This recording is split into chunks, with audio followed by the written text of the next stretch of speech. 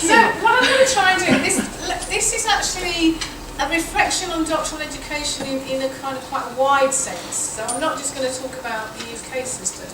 I'm going to talk about what some of the things, some of the debates that are going on, and how they might fit into different systems. So I'm going to look at changes to the university. I'm going to look at changes to the nature of academic work. I'm going to look at some of the recent developments in doctoral programs. I'm going to talk about the notion of the doctorate in crisis, because it's one of those things that always seems to be in crisis, no matter how far we go back.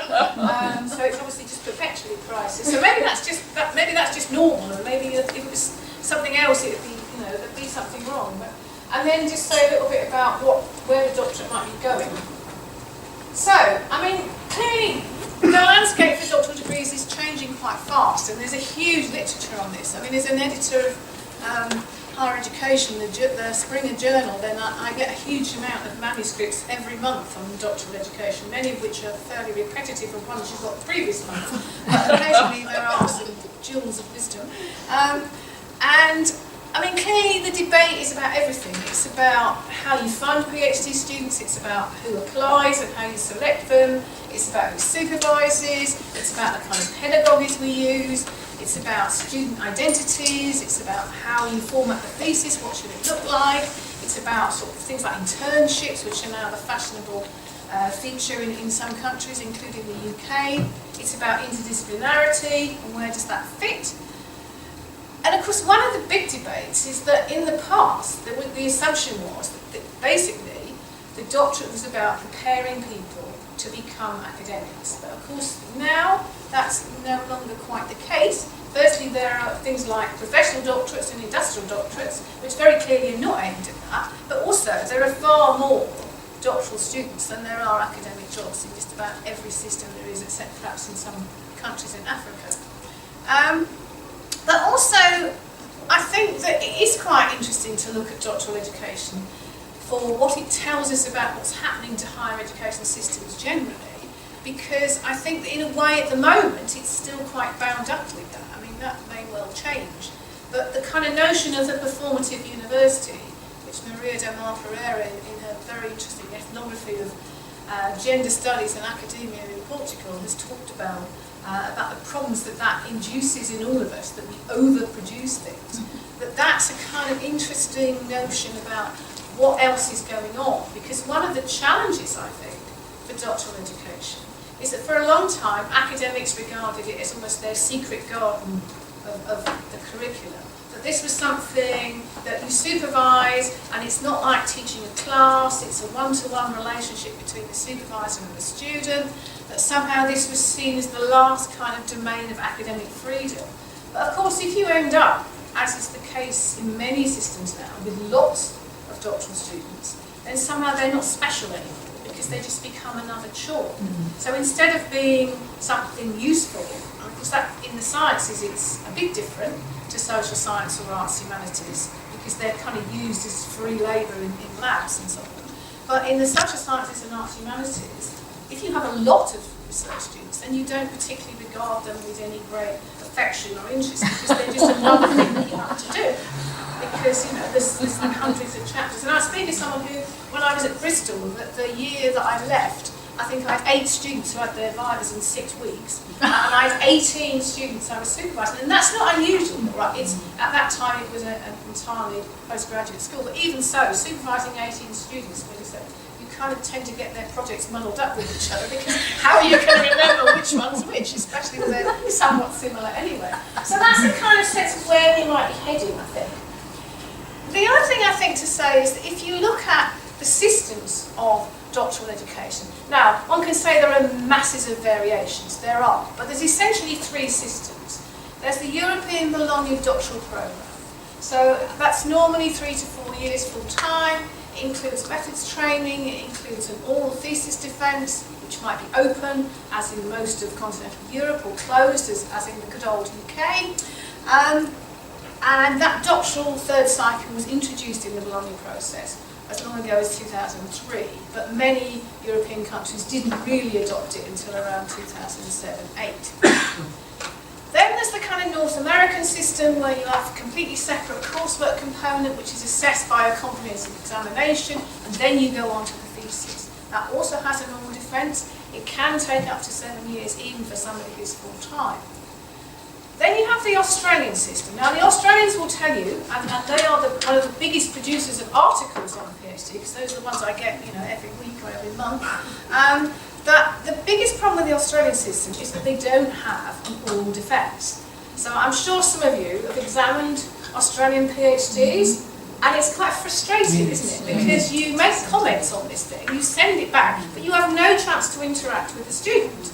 And then often you don't even get sent the revised thesis, you just get told that they've completed it. So whilst it might be a brilliant system in other ways, I think that the fact that it doesn't have a proper oral defence doesn't actually help the candidates, because I think sometimes when you're examining, in the course of the Viva, you discover that actually, although the thesis has got problems, the student recognises what they are and can tell you what they should have done about it. And at that point you can modify the verdict. But in the Australian system, you don't have the opportunity to have that kind of discussion. Therefore, you're probably much harsher on the candidates as a result of that. So, there are many, many variants, of course, but those essentially are the three main systems that most of the world is modelled on. Okay, so what is the kind of ethos in which these doctorates take place? So, we know that higher education has a very, very turbulent environment just about everywhere now, whether it's public, whether it's private, that everything is becoming more marketised. That higher education is becoming much more business-like, so the kind of debates about the university's purpose are really shifting quite significantly. That increasingly governments see public higher education, if you can even talk about that in many countries, as actually something which is basically just about placing people in jobs. And so actually what happens is that there's a big focus on that rather than what actually might be the other purposes like citizenship and so on.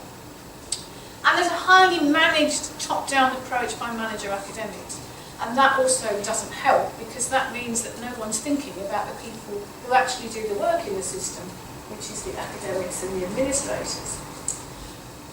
But also, I think the other thing that's happening in many, many countries is there's a real shift in governance regimes from kind of what's sometimes loosely called collegiality, although I'm not really sure about that definition, but essentially academics making many decisions, to having these kind of external governors who might be accountants, they might be lawyers, they might be in big business.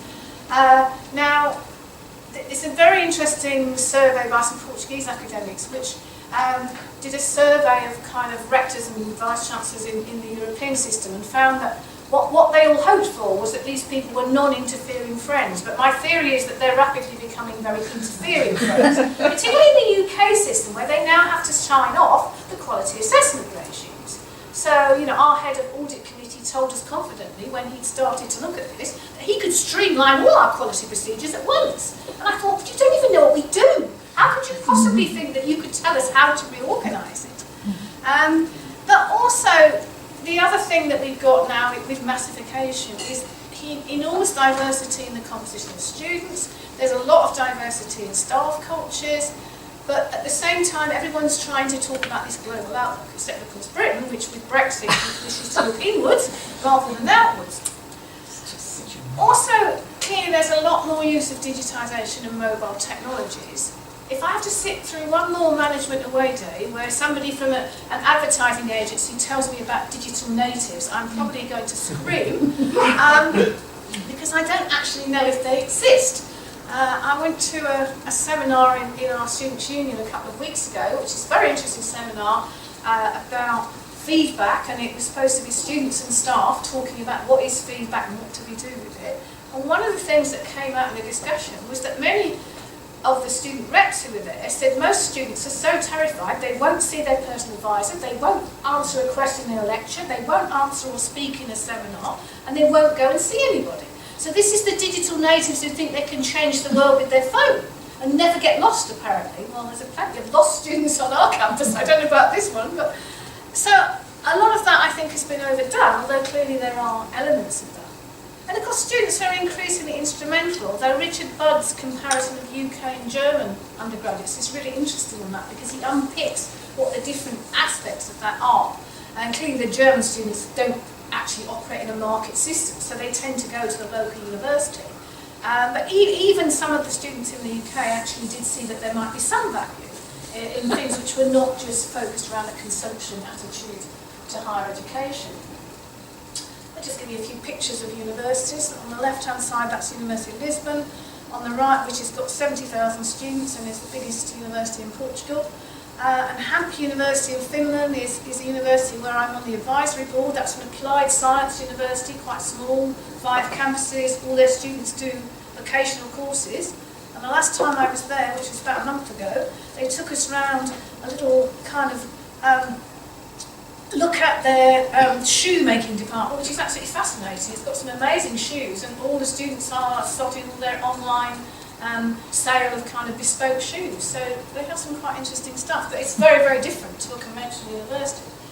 And then, you know, what is the 21st century university? So here are a couple of universities. One of them is my own, and the other one's from Cambridge, that clearly don't look like 21st century universities and weren't built in the 21st century, but they do obviously have to adapt to it. So, what are some of the characteristics of a 21st century university?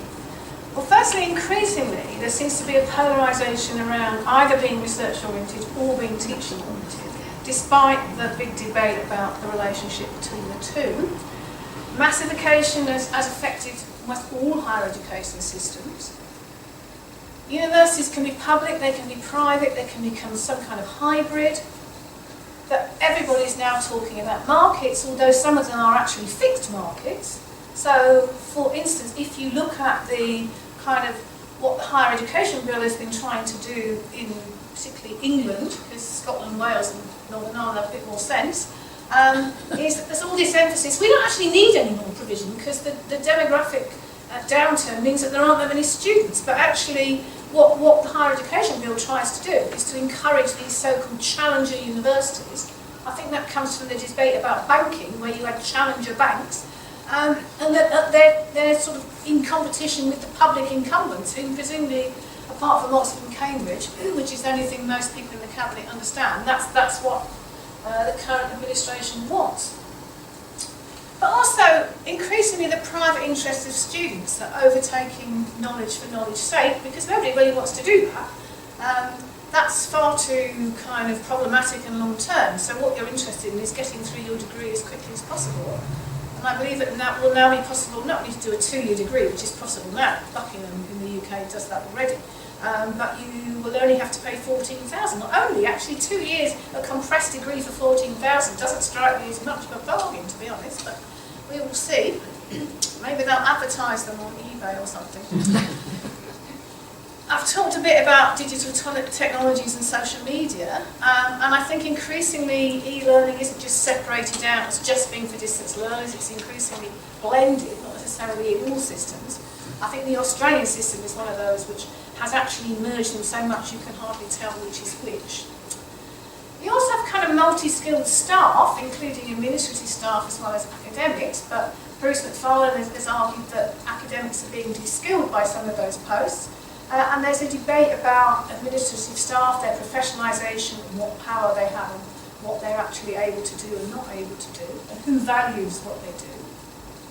We've got students behaving like consumers, not all of them, but in the UK, what you have is something called the Competition and Markets Authority, which is quite a dangerous extension of this trend, because it's actually telling you when you can change programmes and who you have to consult. So apparently applicants to UK universities, particularly in England, are actually pre-contractual customers. So next time you go and stare in a shop window at something you like, whether it's a car or a bicycle or some piece of clothing, remember you're a pre-contractual customer, and if they change any aspect of that, you can go in and complain. Because that's what we're actually saying that applicants to university can do. So that's quite an interesting extension of this notion of a market and consumption. So there's also, I think, some other things going on, because the doctorate is affected by all these changes. So I've mentioned already that I think that supervising doctoral students is no longer a special kind of activity, it's become routine. And there's a huge emphasis now on submission and completion, because they become key metrics for doctoral programmes, which is particularly important if you're trying to supervise part-time students who may not actually care that much when they complete. clearly with full-time students it may be an issue about funding, but it means that there's much less focus on what people actually contribute in the doctorate. The most important thing is that they actually get it in, and that someone examines it, even if is sometimes the case, they haven't actually finished it. I mean, we've had examples of people submitting theses which are supposed to be finished, and the external examiners tell you that, you know, one chapter's written completely in bullet points, because the student hasn't in fact finished it, but was told they had to get it in. So that's an interesting development. I'm sure that didn't happen in the days when people took 20 years to finish. They probably didn't even have bullet points in those days, because you'd have had to do them on a typewriter, wouldn't you? So that would be quite challenging. There's a lot of stress on collaborations across institutions, and that's a kind of worldwide trend, but I think probably some of it started in the UK, and trying to internationalise the doctoral experience. Well, that's fine if you're a full-time student. It doesn't work so well if you're a part-time student who doesn't have the money to do those things. And people are scrutinising the destinations of people who have doctorates, forgetting that, of course, if you're part-time, you probably already had a job when you started, and you're probably still in it. And people start looking at the costs and benefits of doctoral programmes. Well, I can tell you, they don't make any money, they probably lose money in many cases. And I went to a presentation at the UK Council of Graduate Education conference a couple of weeks ago for directors of graduate schools, and the Vice-Chancellor of Lancaster University gave us this very depressing tale about how research doesn't pay and PhDs don't pay, so effectively we're doing it all for free, but we better keep on doing it because otherwise we just become teaching factories of undergraduates, which is an interesting analysis. It's not very optimistic. It may well be true. But it's not just universities that are changing, academics are changing too. So, we know that there's a massive trend towards casualisation. Well, I was recently at a conference in Berlin about comparing what happens to postdocs in terms of making progress towards an academic career in the UK, Germany, France, Canada and the US. And when I said that over 50% of all academic roles in the UK were now temporary, people were just amazed because they think of the UK system as a very stable system, where that doesn't happen. But actually that is the case, and of course it's increasingly the case in a lot of other systems too. But also there's a kind of, in the one sense there's a kind of collectivisation around these like doctoral schools and research centres even in disciplines which in the past probably didn't even know what a research centre was. There's also specialisation increasingly, so there's kind of teaching only, there's research only, there's management only. Christine Muslin's point was a similar point to the one I made about doctoral supervising, that academic work is no longer so special. It's actually as stressed and as problematic as lots of other professional jobs. But there's a lot of turnover, there's a lot of mobility of academics in some systems, not in all. There's a lot of academic travel, there's a lot of that sense of being online or out of office. There's a whole kind of issue around distance learning. There's the whole debate about MOOCs. I'm sure you won't have failed to notice that Michael Barber, who told us that MOOCs were an avalanche, is now going to be chair of the Office for Students, so I'm sure we have a fun time ahead there. That must have been a really inspired point with that one. And the kind of speed up of academic work, and Loki's work on kind of how that operates for different people, about how some people try and keep very strict boundaries between their academic work and everything else, and other people just let them completely blur. But also it's increasingly digitised, and that's the other interesting thing. So, how does this affect the doctorate? Well, casualisation means that many of our doctoral students end up being very badly paid to teach lots and lots of undergraduates whose satisfaction ratings are now feeding into all sorts of surveys and league tables and so on, and there are very few permanent jobs. Collectivisation means full-time doctoral education in some countries, clearly not all, is often in collaboration with other departments or other universities, or even universities in other countries. Specialisation means that doctoral education is becoming a field that's completely separate, the growth of doctoral schools and so on. That there's mobility of academics, but the kind of virtualisation and digitisation actually reduces face-to-face contact with supervisors and students.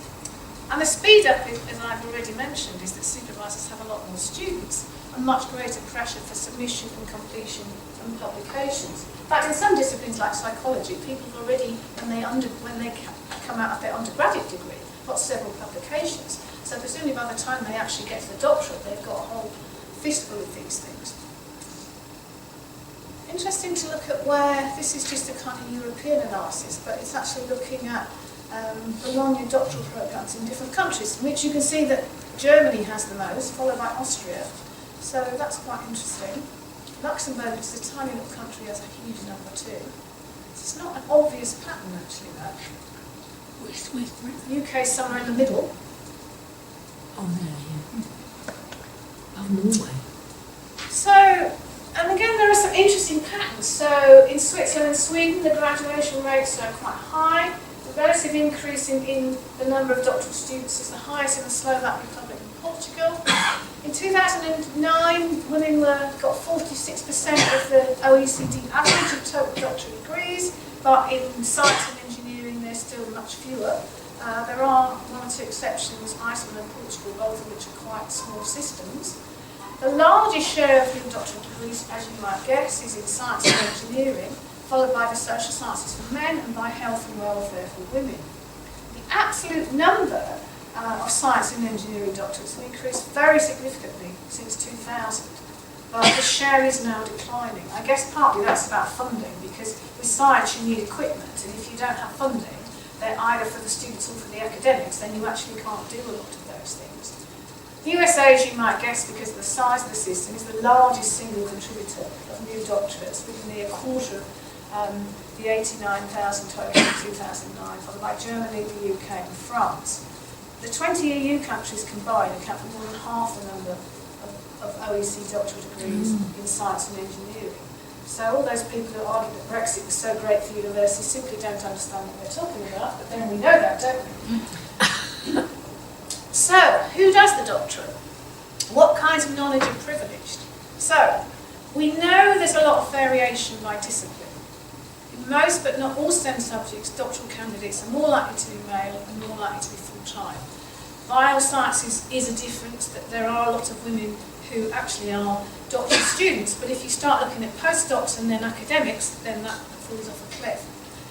In humanities and social sciences, there are a lot more women and a lot more part-timers, but ethnicity, social class, disability are still challenges in many countries. Park, looking at Scandinavia, has noticed that the gender balance of disciplines affects how students are selected, what is done in the thesis, and how it's valued. In some disciplines, there are still quite essentialist views about gender and a belief that men and women contribute differently to some disciplines. I was reading something at the weekend that said that in subjects where you needed to have talent as opposed to just application, that was thought that only men had talent. That's an interesting view, isn't it? I wonder where they got that one from. And often gender equality measures are seen to apply only to women. Danovitz researched the interdisciplinary gender studies doctoral program and noted that the importance to candidates of things like power relationships, how to find jobs and succeed in them, and bodies and ways of doing gender studies were major preoccupations. I'm sure if you looked at those men on a physics PhD program, I think you'd find some very different concerns to those. So, what is actually happening in the doctorate? Well, increasingly in a lot of countries, there's an emphasis on the notion of a training PhD rather than a knowledge PhD. Because the knowledge PhD, of course, takes too long, and so you can't finish it in a reasonable time. So therefore you see the doctorate as something which essentially trains people to do research. It doesn't matter if what comes out at the end isn't that original or that interesting, they've been through the training and that's what counts. There's also a proliferation of types of doctorate. I have to say the UK is at the forefront of this. I suppose that often happens. So you've got the industrial doctorate, you've got the professional doctorate, you've also got things like the concurrent or prior publication doctorate rather than the monograph. You've also got all sorts of variations. You've got performing arts doctorate. So there is a huge range now of different types of doctorate, many of which produce quite different things, even though we still have the pretense that they're all the same, a bit like the argument that all university degrees are equivalent. And there is much greater collaboration in some countries, but clearly not all of them. And there is is an increased focus on the contribution of doctoral graduates, not just to academia, but to a much wider range of occupations. And doctoral candidates themselves see what they're doing in quite different ways to the past, which is not surprising. So this is the League of European Research Universities trying to create a model of the modern doctorate. Those things are always doomed to fail, aren't they, really? Anyway, so doctoral researchers are seen as the drivers of their professional development. Well, of course, if they don't drive it, no one else is going to. So they're in a research-rich environment. Of course, that isn't always the case. And boundaries to other research fields are highly permeable. I don't actually think that's true in a lot of cases. I think that it's a sort of myth that we all ought to be doing that, but I don't think it always happens. That there are connections to the external world with a global outlook. Well, again, we think we're always doing that, but I don't know if we are. And, you know, the skills that new doctorates develop are highly valuable to the knowledge society. Except that increasingly, if jobs are disappearing due to artificial intelligence and drones and robots and all of those things, then how highly valuable is that knowledge? So we have to ask a big question about that. Collaborative doctoral networks. I mean, clearly there are a lot of these. So there's the kind of Marie Curie innovative training networks. There's the IGET scheme in the US, the National Science Foundation. There are the Framework 7 networks of excellence, which in the past involved a lot of PhD students. In the UK, we've got collaborative doctoral training partnerships. Now, these are essentially interdisciplinary, they're generally international, they emphasise both the knowledge contribution and the career preparation. And of course, they do lead to very employable, globally aware students, and their supervisors also benefit from that too. But they're also a very expensive model. So the question is that a sustainable model? It's great, it's fantastic for those people who get onto those schemes and the people who supervise them. But how likely is that to survive as a model when funding for research in just about every country in the world is increasingly under pressure? So, what is policy on doctoral education doing? So, increasingly there's emphasis on the actual programmes rather than the individual experiences. So I think if you went back sort of 30 years and you said to someone supervising a doctoral student, maybe the only one they had, that 30 years from now everyone will be talking about doctoral programmes and research training and completion. They would have looked at you as though you were mad. But that's where we got to. That the focus is increasingly on what are these people going to do outside of academia. But it's not on the wider cultural and social roles. Now, I think on those collaborative schemes it often is on that as well, because those are the top students in a sense, and they often get paid a lot more money than people who are funded in other programmes. But generally, I don't think that's even an issue. The contribution to economic growth, of course, is emphasised, and the contribution to innovation. But what's so interesting is the full-time student science model that Beecher picked out in 1994, so more than 20 years ago, is still to the forefront. That hasn't shifted. And even though there are masses of part-time students in social science and arts humanities, that doesn't really get noticed. And the key metrics are clearly these submission and completion rates. But the societal contribution of doctoral students is not even taken into account. Of course, it's difficult to measure that one. So if you could come up with a measure, no doubt somebody would count it. So, European Universities Association Doctoral Education, notion of taking Salzburg, which is an agreement about where doctoral education might go. So they talk about diverse institutional structures, that you need to watch for inefficiencies, but I don't know what inefficiencies look like in doctoral education, actually. I mean, does this mean that, you should supervise 10 a day, or that you should have 5-minute supervision? Like you get those 3-minute thesis competitions. Maybe you could have a 5-minute, supervision. See how many bullet points you get across in that time. And then you could come back a week later and see how much they'd remembered. Because if that's efficiency, then, let's look at it carefully. The idea is that this kind of space for dialogue between researchers and doctoral candidates. Now, I'm sure that happens in the STEM subjects, because often if you're in a lab, you're with those other people. But I don't know how often that actually really happens for people in other disciplines. I think it's a kind of nice notion. But so, for example, in the UK, the Postgraduate Research Experience Survey shows every time it comes out that the thing that research students are most troubled by is they don't really feel part of the research culture. And that's been a consistent finding for quite a few years. And I'm sure that if similar surveys existed elsewhere, they would show that too. But the idea is that this is all, that doctorates are all about building research capacity. But of course it's research capacity which you then discard, because there aren't enough jobs for those people to stay. Now, of course, some of them will go into research in other contexts, government, NGOs, charities, private sector and so on, but quite a lot won't. But the idea is that you're going to nurture talent at all levels. Well, of course, but the thing is, some of the things that they talk about, the resilience, the originality, the critical thinking, those are quite challenged by the submission and completion culture, because they take a long time. You can't always do them quickly. But the emphasis is now on the speed, not what you actually produce.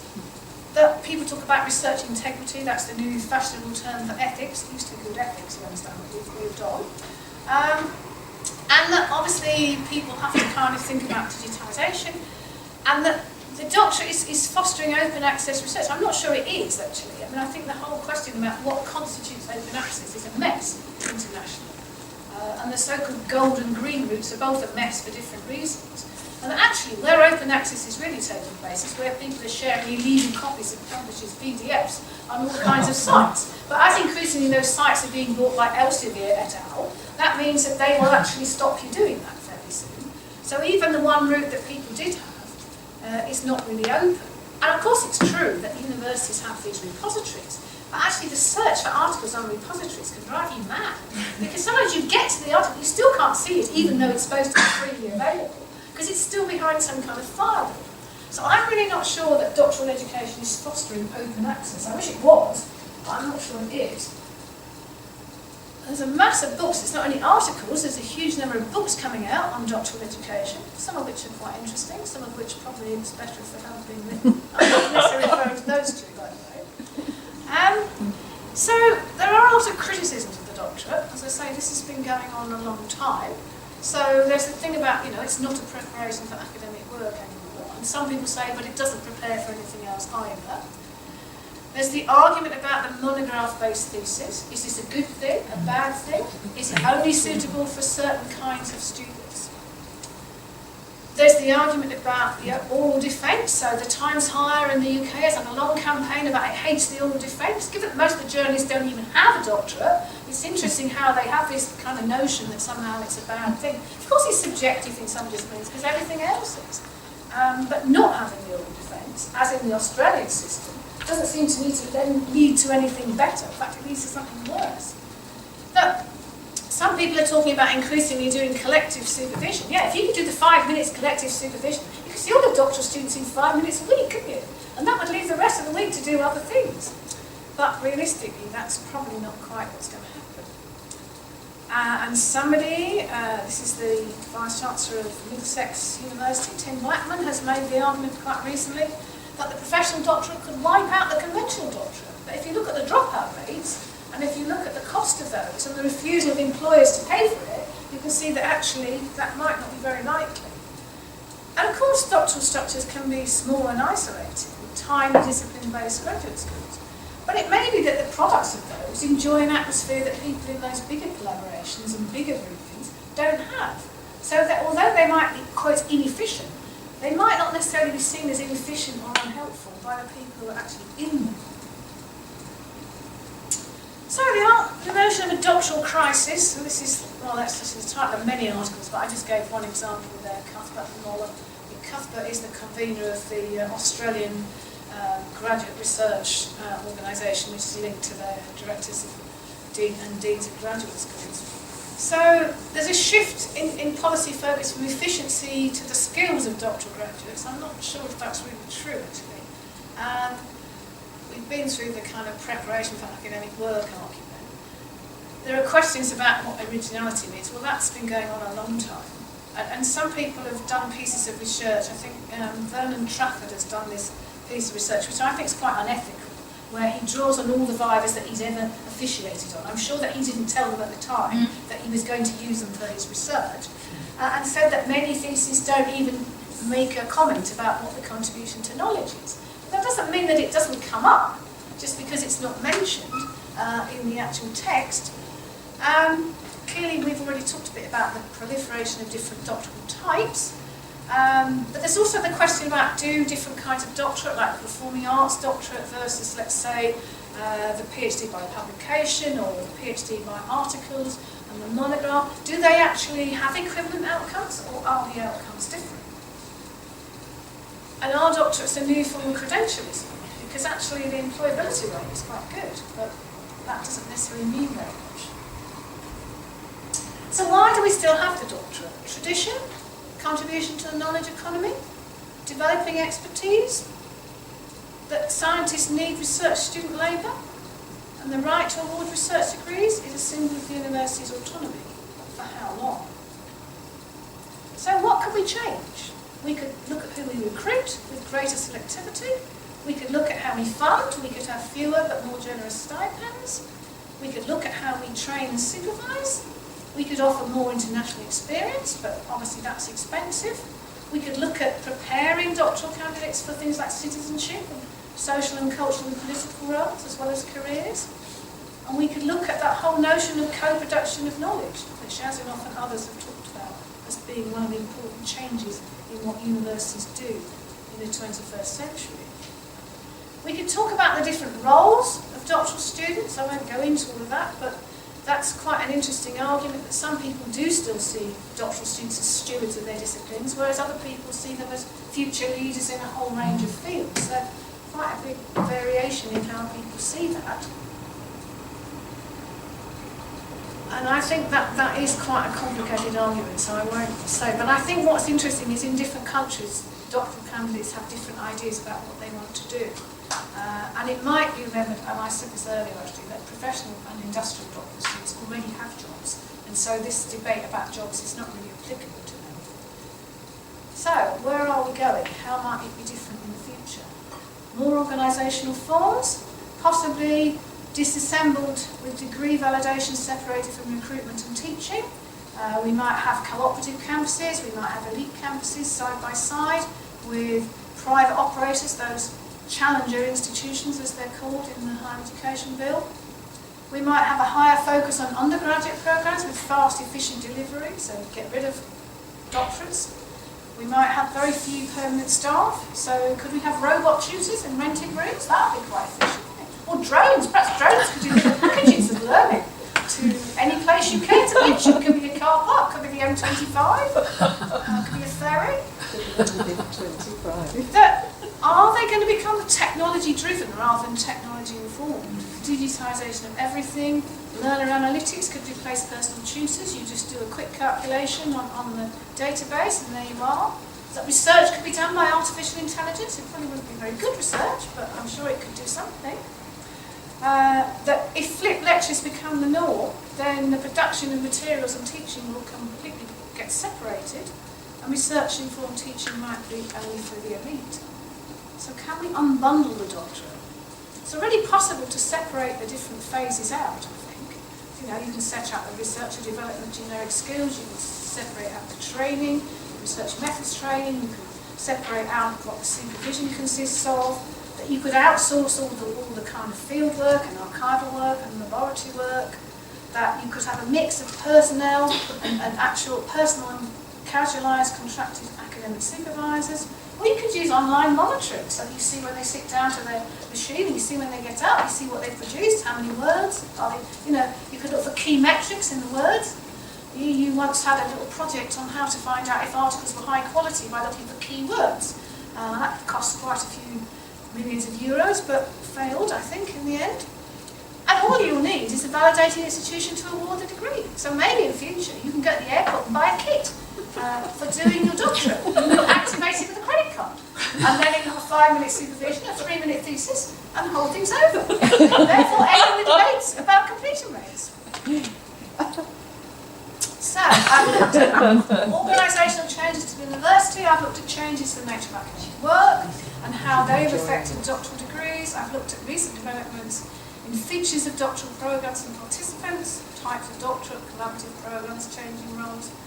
And finally, I just looked at some of the criticism of the doctorate, but also the notion of a doctoral crisis, and then where the whole thing is going in future. So, I think my answer is that it's a kind of two-way mirror. And two-way mirrors mean that you don't see everything from every perspective. I think that doctoral education will go on changing, but I think it may become much more of an elite activity. And there are lots of things that we could do with kind of doing some kind of blue skies thinking, but very often governments, of course, are not going down that road. They're just looking for efficiencies. So, I think originality will be further challenged. I think that if the doctorate survives, then clearly candidates do need to be prepared for more jobs, that they also need preparation for precarious jobs, for digitisation, for translational knowledge, and all of those things, and that maybe co-production and collaborative thesis might become the norm. Equally, we could be heading for doctorates written by artificial intelligence. And you could examine them with artificial intelligence as well, and then you could just talk to each other. Not machines locked up in a room. Okay.